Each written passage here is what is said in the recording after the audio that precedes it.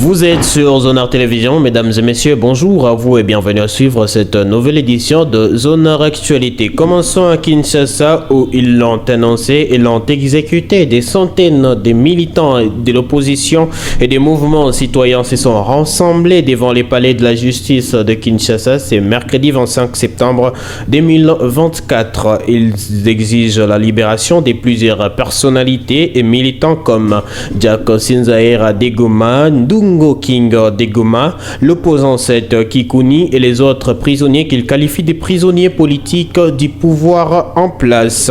Voici un extrait d'un militant de la lucha qui s'est exprimé ici. Ils sont incarcérés injustement.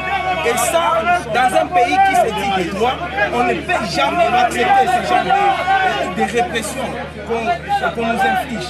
Nayango, on est en train ici de demander la libération immédiate de notre frère King Mwasio, de nos frères Jacques Sinzaera et Gloire.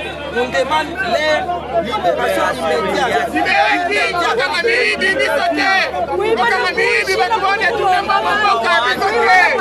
Je signale que dans leur mémo, l'opposition et les mouvements citoyens ont mentionné, je cite, « Nous dénonçons la politisation du système judiciaire et son instrumentalisation par le pouvoir du président Tshisekedi pour réprimer l'opposition et les voix critiques en violation flagrante de l'indépendance des magistrats et du principe de séparation des pouvoirs inscrit dans la Constitution. » Fin de citation. Et puis ici à Goma a eu lieu ce mercredi 25 septembre 2024 une formation des 30 journalistes de Goma sur la consolidation de la démocratie et la lutte contre la désinformation et les discours de haine. Cette formation qui s'est tenue dans la grande salle de l'Union nationale de la presse congolaise section du Nord Kivu visait à former ces journalistes sur les rôles des médias dans la consolidation de la démocratie et la lutte contre la désinformation et les discours de haine. Cosmos Kakole est le facilitateur de cette formation. Pour lui, les journalistes doivent savoir comment vérifier une information pour éviter de tomber dans la désinformation ou la mésinformation. Cosmos Kakole est dans cet élément recueilli par Joyce Mwamba. Tunaweza kusema ke tulikushana ba journalist juu tusumulie nabo role gani baweza kufanya juu ya kudemokratize societe yao. Société yenye ko emploi ya désinformation, mésinformation na malinformation, journaliste hizo kukomporte namna gani. Na tulisema ke kazi ya bandi journaliste apasha kuwa nayo ni verification ya information. Hivi réseaux sociaux iko kwa sasa kule ndio ku siège ya mainformation ya bongo inapitaka. Journaliste aweze kujifie kweli, anapasha kuiverifier comme anapasha pia kujua comment aweza kujikomporter devant la source yake pour que asipitishe les fausses informations pour média. Et puis en marge de la 79e Assemblée générale des Nations Unies, le président congolais Félix Antoine Tshisekedi Tshilombo a reçu l'homme d'affaires américain Bill Gates à sa fondation qui portait son nom. C'est mardi 24 septembre 2024 à New York aux États-Unis où il séjourne depuis quelques jours. En présence du ministre congolais de la Santé, Hygiène et Prévention Roger Kamba, les échanges ont tourné autour du renforcement du système de santé en République démocratique du Congo, notamment par la vaccination des routines et bien plus pour la vaccination contre les Mpox. Dans cet élément, les explications du ministre de la Santé congolais, Roger Kamba. D'abord, merci beaucoup, mais d'abord, il faut savoir que c'est Bill Gates qui avait demandé lui-même de rencontrer le chef de l'État. Parce que, comme vous savez, la Fondation est très impliquée dans le système sanitaire mondial. Et particulièrement dans notre pays, la Fondation lutte pour éradiquer un certain nombre de maladies, notamment la poliomyélite. La poliomyélite, vous savez, c'est cette maladie qui rend les enfants infirmes et qui reste malheureusement des adultes infirmes définitivement. On était en 2022 à 500 cas d'enfants qui sont devenus infirmes. En 2023, on est passé à 200 cas et cette année, on est à 22 cas. Ça veut dire qu'il y a une diminution très importante de la poliomyélite. La deuxième chose, c'est que la vaccination de routine. Vous savez, les vaccins que les enfants reçoivent tous les jours. Notre pays, qui avait fait des gros efforts en 2019. Encore, vous vous rappelez, il y avait un gros forum avec la fondation et on venait d'arriver au pouvoir. Et un an après, on avait augmenté le... Et puis les États-Unis d'Amérique rejettent les solutions militaires à la crise de l'Est de la République démocratique du Congo et priorisent les processus de Luanda. Cette proposition des États-Unis tombe alors que la République démocratique du Congo avait déjà rejeté toutes les propositions du Rwanda dans ces processus de Luanda qui s'avèrent être très serrés.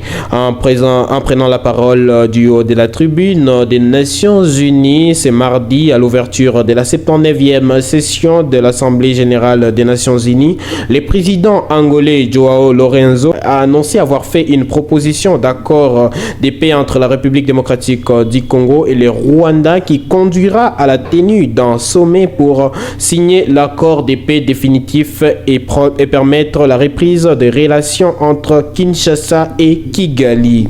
Nous y reviendrons dans nos prochaines éditions sur Zonar Télévision.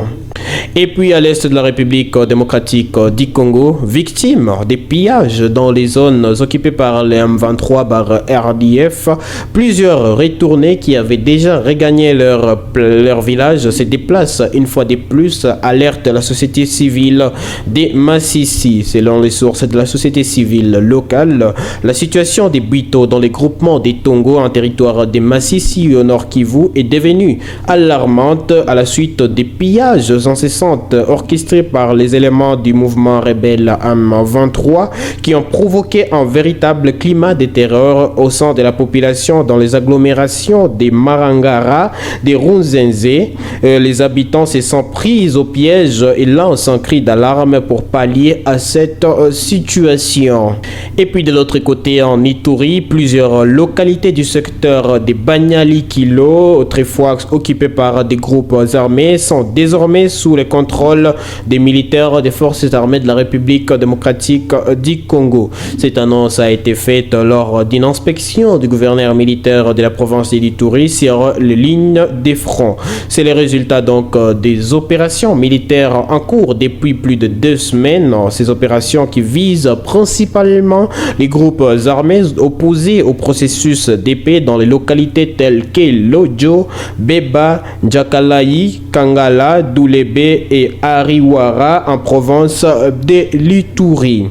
Notons que le bilan officiel de ces opérations n'est pas encore disponible, mais la société civile de la place note un retour progressif mais encore difficile des populations dans leur village dans cette partie du pays. Et puis sur le lac Kivu, des poissons ont dévasté après une probable explosion du gaz méthane. C'est mardi 24 septembre 2024 à Minova dans les golfs des Kabuno en territoire de Kalehe au sud Kivu aux environs de 14h50 heure locale.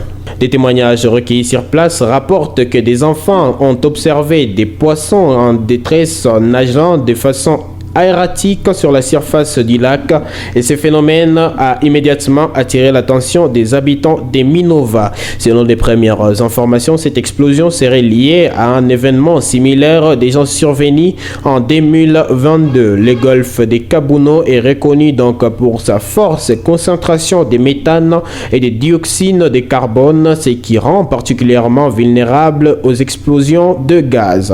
À ce jour, aucune déclaration officielle des autorités locales n'a été publiée concernant cet incident. Les conséquences de cette explosion de gaz sur l'écosystème restent donc à évaluer, mais la situation semble être critique.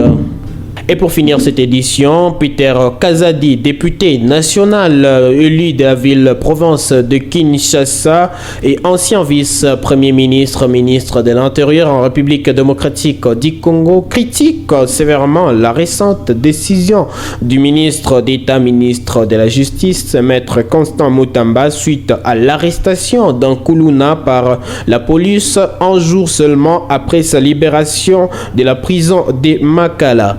Peter Kazadi a lâché sur son compte X, je cite, « Les peuples ont besoin de solutions bien réfléchies plutôt que d'assister à la théâtralisation de la vie politique. Il est temps d'épargner à nos populations la politique des spectacles fondée à la fois sur des conflits permanents et à la victimisation », a-t-il écrit. Pour lui, vider les prisons en déversant les criminels dans les rues n'est pas une solution ou une réponse au problème de la surpopulation dans les prisons. Peter Kazadi estime que la seule solution efficace demeure la construction des prisons à travers les pays pour y renfermer les bandits et voleurs des derniers publics. Et ce sera tout pour cette production, mesdames et messieurs. Merci à vous de nous avoir suivis et à la prochaine.